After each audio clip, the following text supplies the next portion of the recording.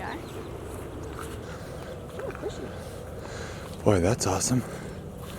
Always do this to me. You want to narrate for us? What can you tell us about what's happening? David Attenborough, 7 a.m. David Attenborough, 7 a.m. That's funny. The female bovine resting on the hill. Oh yeah, look at that. That's a good contraction right there. Look at that waddle. I've seen that pregnant waddle before. Is it like water breaking on the ground? She had to have it on the hill, didn't she? What are you guessing, boy or girl? Boy, because I think we're due.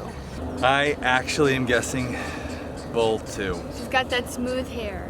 They say smooth hair means a boy. Oh no. I am guessing bull. I just got a feeling.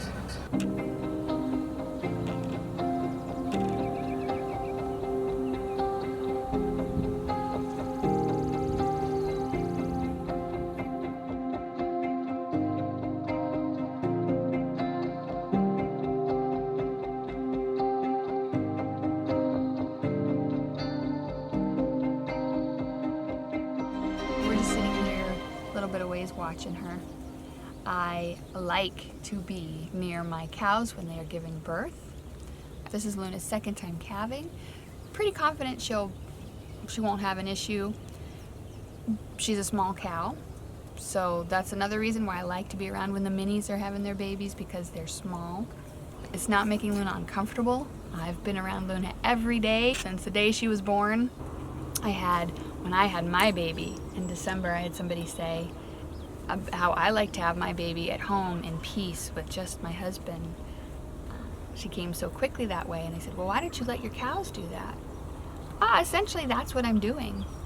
Luna doesn't have a husband to help her if something goes wrong, like I had my husband, so I'm essentially Luna's husband today. That's why I'm here, just watching her, letting her do her thing, and if I see she needs help, I'm gonna step in and help. Well, I would have let her have the calf up here, but it's milking time and feeding time, and everybody knows it, so they're headed down to the barn. That's where we're gonna go to. Cows love a routine. So even though she's about to pop, we gotta do what Luna wants. Whatever Luna wants. Classic sign of impending labor in cows. Probably humans too. Group of cows over here. The usual dairy herd, all hanging out together. Luna, close by, but off. She's in a different paddock. She put herself there. They get kind of like distant from the herd. They still want to be near their herd, but a little bit distant.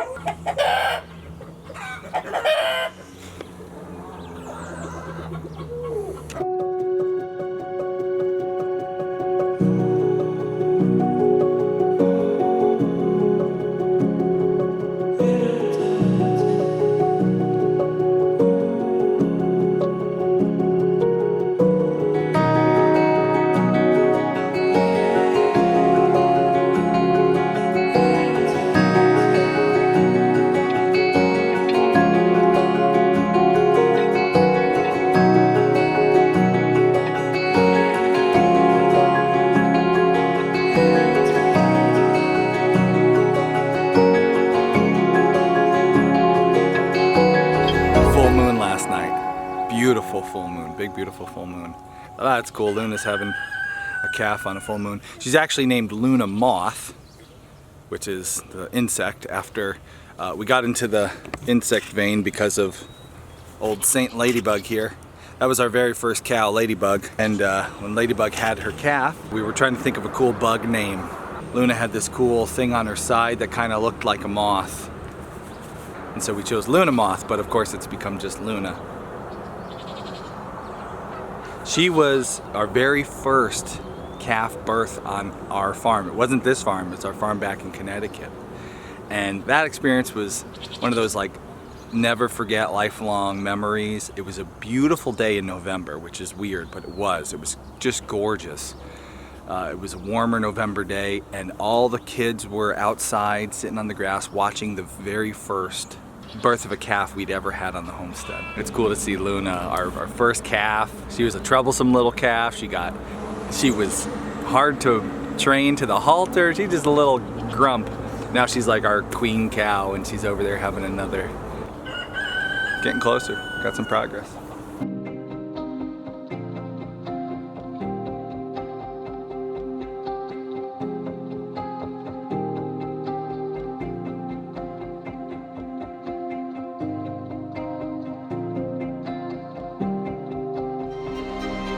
Keeping everybody together right now. If somebody starts trying to ride Luna or really pestering her, I'll pull her apart. But for right now, everyone's getting along pretty well. I just am, every time I have a calf being delivered, I sit down and I read through some of my cow birthing sources, and I found a really good one talking about how that first water bag that we saw rupture serves a purpose. It's stretching the cervix, it's loosening the birth canal. You don't want to get in there and break that first one because it serves a purpose. Also, sometimes you come in here and you see that first water bag and you think like, okay, that's the second one, calf should be here, but it's not, it's the first one. So after that first one breaks, we can wait a couple of hours as long as we see her contracting and she's like actively working on getting this calf out. The calf's surrounded by a second one. And we haven't seen that second one yet. That's what we're waiting for now. That's why we start checking our cows so frequently once we notice they're getting closer to calving, because you want to be able to tell like at what point she is in her labor, because if it is the second bag and no progress is happening, we'll want to go in and check and make sure the calf is positioned right if she needs help pulling a big calf out. But we know she's not there yet. We've been watching. We saw last night she had a little bit of mucus start, so I said, okay, we're getting closer. Austin went out at 2 a.m. this morning. Nothing was happening. This morning we walked up at 7 and we could tell contractions were starting. Well, we've been watching her pretty closely ever since. Hoof, baby. Oh no, I'm sorry. Wow, that was weird. Like the contrast from her udder and her vulva, like the dark and the white, it looked like a hoof coming out. And now it's time for another episode of Us Talks Veterinarian-ish. This is looking very protruding though. Vet, we have entered the second stage of labor. I can't see down the barrel from this angle.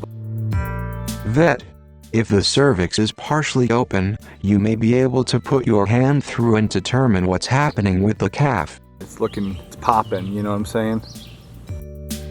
Vet, the cow will be actively straining to expel the calf. That will include the incorporation of an abdominal press. Yeah, baby. That's a hoof. That's a hoof, baby.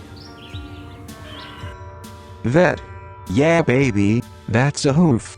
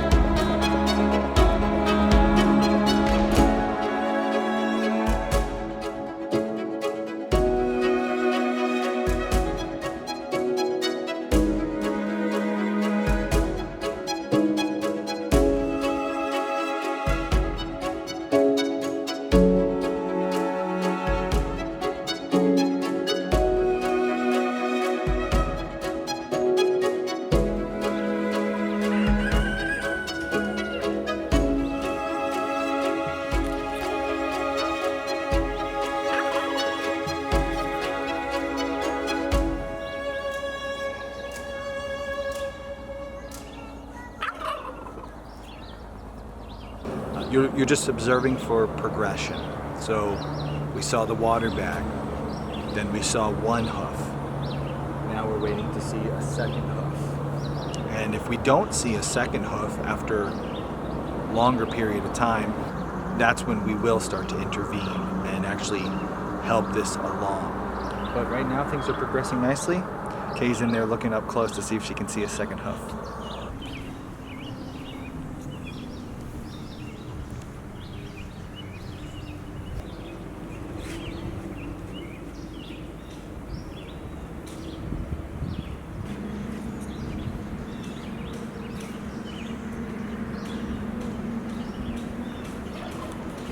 The other hoof's there, so that makes me feel better. I'm gonna let her keep working on pushing this calf out.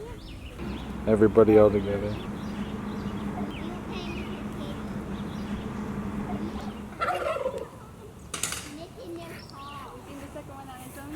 No. But, I mean, this looks like, is it above it or below it?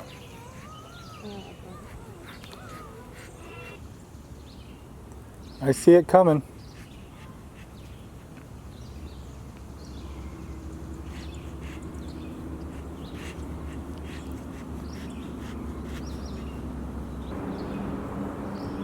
See it?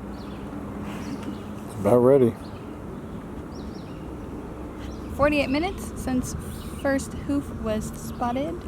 I'm gonna give it another 10 minutes, so about an hour after we see those hooves, I'm gonna go in and check and see, do a couple of, I think, gentle pulls and see. She's been kinda, I haven't seen many contractions in the last 10 minutes, so she could be getting worn out. We'll see.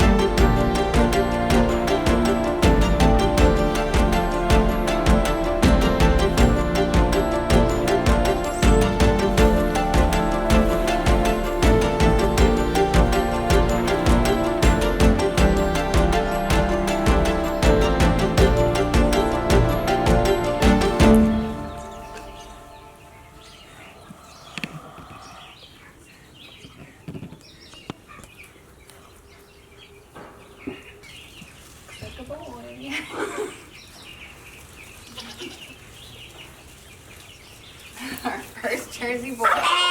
Is it? Yep. We called it. Hey there, little guy. Medium-sized guy. I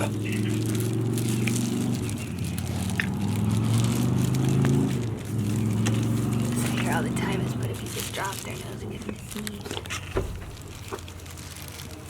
Clear that stuff out. Pull you up to mama. Let her see ya.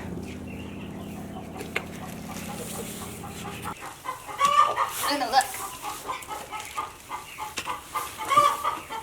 Clean this guy off. Yeah, mama knows. Now she knows.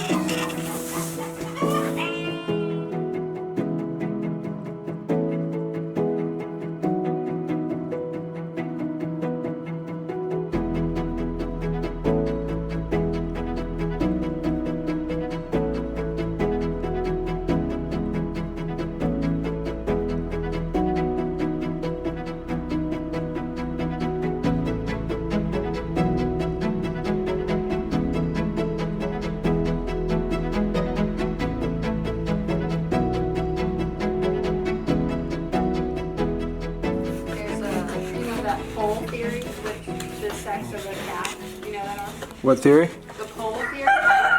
The hair. Like how the hair on the pole is? Yeah, you said that this morning. And see how hers is smooth? And they say smooth is a boy. That's amazing. And it's a boy. And you totally said that this morning. You were like, I guess boy, because she's got that. That's our first Jersey Bull. First Jersey boy. I would figure out what we want to do with him. She did pretty good. She took her sweet time. You manage that one differently than I've seen you manage in the past. Go on. She's a second timer. Second timer, if calf pops out, she knows what to do with it. I knew what time the first bubble came out, so I knew when we saw that hoof. So we came back enough to know how things were progressing. I said, let's walk away, because she's gonna need to get used to being in the barn. It's nice, it's cooler in here, there's not as many flies. So we walked away for, 15 minutes. I changed, we had a bite to eat, and we came back, and there were 2 feet and a little tongue coming out. But she did good. I checked her once to make sure the other 2 feet were in the right position. And then we came back in, and I was given a little pull just to make sure he was coming out okay. And he was. So he came out. I think she's glad to be done. Grab the tape measure. Let's see how tall he is. He's not even standing up yet. Let him have their moment. We have, for the last decade plus of homesteading, witnessed lots of births. From human birth to cows, goats, sheep, pigs. We have we yet witnessed 50 births? I mean, there's been so much birth here on this homestead. I really like having some basic rules to talk about on the channel, to share with new beginners, to say like, oh, the rule of 20. It's a good rule to follow. A rule is nice because it's simple and it's easy to understand for someone who's a beginner. But I truly believe handling birth is more of an art than an exact science. I think there's a lot of wisdom and experience that can be acquired over time, like a decade of doing it. Today, you observed, based off your years and years of experience, you made a call to give her 15. Whereas the last time we were pulling a calf out of Luna,